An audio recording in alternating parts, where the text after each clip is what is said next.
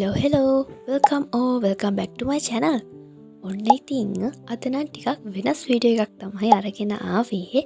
ඉතින් ඔයාලා ඉල්ලලා තිබුණ ස්ටඩි ටිප්ස් වීඩියෝ එකේ අන්තිමටම දෙනවා. ඒක නිසා ඉවර වෙනකම්ම වීඩියෝ එකත් එක්ක ඉන්න ඕනි. ඔන්න මුලින්ම කිව්වා හරිද? අපි ඉතින් එහෙනම් ගමන යන්න රෙඩි වෙමුකෝ.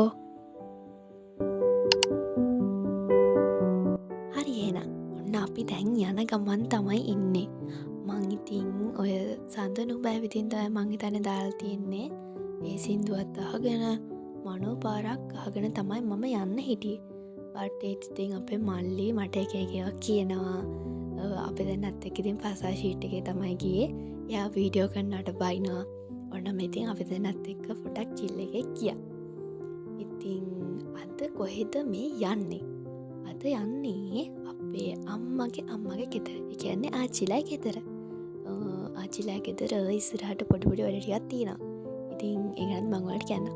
මේ තියෙන්නේ ආච්චිගේ තින් හදපු රසමලස් ඉදියාප්ප. ඊට පස්සේ ඉතින් තේකකුත් බීලා අපේ මල්ලි තාම කනවා. හරිද? එයා මට මේ කියන්නේ මං කලින් කාලේ ඉවර කරානේ. දැන් මට එයා කේ කර එයා තාම කනවා. හර දෙන්න හිතනවා ඉතින් ඔයගේ වෙලාවට මේ ඉන්නේ මගේ වයසම අපේ ලොකු අම්මගේ දුව දසුනි. ඉතින් ඔන්න එයාත් හිටියා. ඊට පස්සේ මෙයාගේ මල්ලි හිටියා. සසන් හිටියා. අය ඉස්සරහට කොහෙන් හරි මම ක්ලිප් එකක් අරන් ඇති. එයාව නම් දාන්න එපා කියලා තියෙන්නේ. කමන්නේ අපි දාමු. ඉතින් මාත් ඒ කියන්නේ තින්ත ගාන එක තමයි කරන්නේ සිවිලිමේ. ඉතින් අපි ඒ වගේ වැඩ ටිකත් එක්ක පොඩි කයියක් දාගෙන අපි වැඩ ටික කළා ඉතින්. ඔබ ගියක් දියාවේ මස්සන කාලේ හද මාරුතේ කිම්නිවා සිත සිහිලල් වුයාමේ රැතරකාවේ අපේ ආදරේ එලියා මා ප්‍රාර්ථනාවේ ඊට පස්සේ ඉතින් අපි එක පැත්තක බයිට් අනිත් පැත්තේ බෝන්දි. ඔය ඉතින් කට්ටිය එනකොට ගෙනල්ලා දෙමුණු කෑම. ඉතින් ඒවත් කනවා ඔය වැඩ කරලා පොඩි බ්‍රේක් වල. ඔය ඉන්න ඉතින් කස්ටිය අපි ඉතින් වැඩ මේ දවස්වල ඔයගොල්ලන්ට මං ඉස්සරහට කියන්න ඇයි මේ කියලා. ඔය ඉන්න අපේ මල්ලි එහා පැත්තේ ඉන්නේ සසන්. ආ පොඩි මල්ලි ඉන්නේ. සසන් එහා පැත්තේ හිටියේ. ඊට පස්සේ ඉතින් අපි ගේ ඇතුළේ තිබුණ පුටු ටික එළියට අරගෙන ඒ ටික පිහදාලා මේ වතුරෙන් පිහදාලත් දැම්මා. අර එහා කොනේ අර නිදාගෙන ඉන්නේ ඒ සසන්. දැන් මේ වීඩියෝ එක දැක්කම මට අනිවාර්යෙන් බැනුම් අහන්න වෙනවා. ආයේ නෑ. කමක් නෑ ඉතින් එයාවත් එක වීඩියෝ එක හරි පෙන්නන්න එපා. අර යාළුවා ගෙදර ගිහින් තමයි අර අවුරුදු vlog එකේ අර පූසෙක්ට මේ ඉන්න දෙන්නේ නැත්තේ. එයා තමයි මට සපෝට් එක දුන්නේ. ඉතින් එයා මගේ වීඩියෝස් හැමදාම බලනවා. ඒක නිසා ඉතින් එයාවත් වීඩියෝ එක පෙන්නන්න එපා නේද?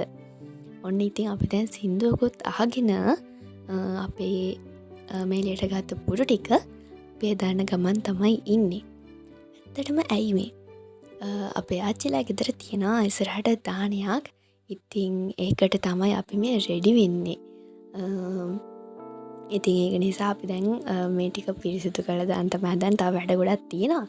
අපේ අම්මා තායි යනවා කිව්වා. ඉතින් අපි දැන් මේ වැඩ ටිකක් ඉවර කරලා පොඩි බඩු ටිකක් ගේන්න තියෙනවා. අපි ඉතින් මේ දසුනිමයි කඩේ යන ගමන් තමයි ඉන්නේ. එයාත් කැමති නෑ ළමයි කැමරාවට ෆේස් කරන්න. අනේ මන්දා ඉතින්.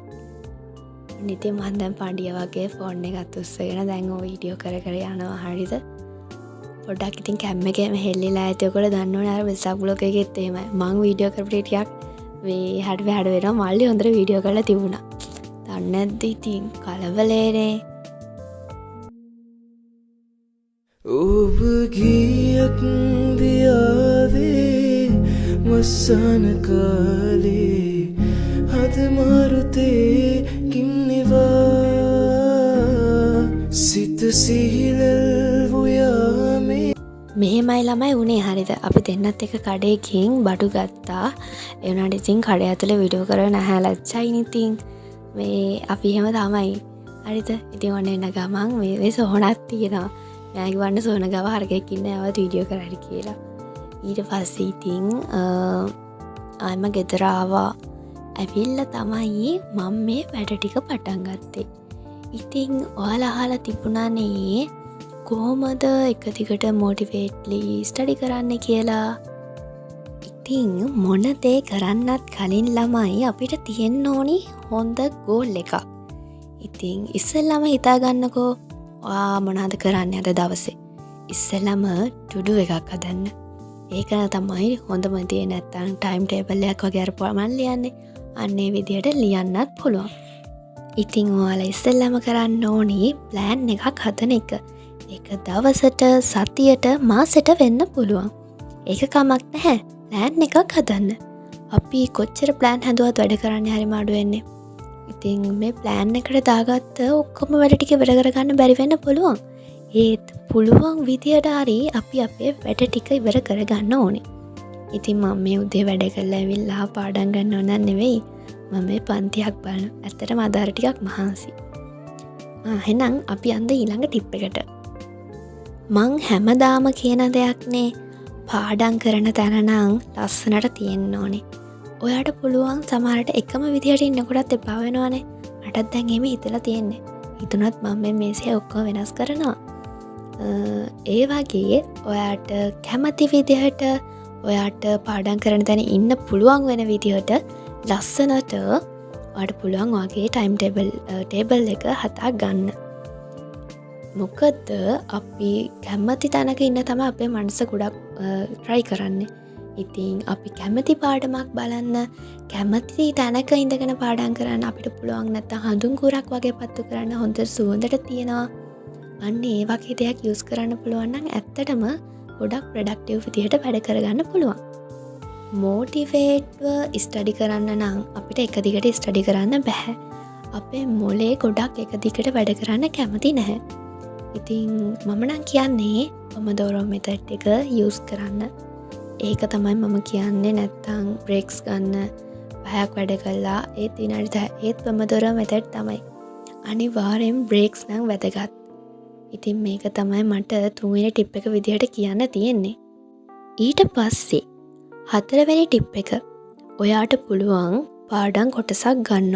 අපි හිතමු එක ගණන් පාඩමක්. අපි හිතමු භාග පාඩම. මේ භාග පාඩමේ තියෙන මේ ගණන් ටික හැදුවට පස්සේ මම පොඩ්ඩක් ෆෝන් එක ඔපනවා. මම නැත්තම් මෙහෙම කෑමක් හදාගෙන කනවා.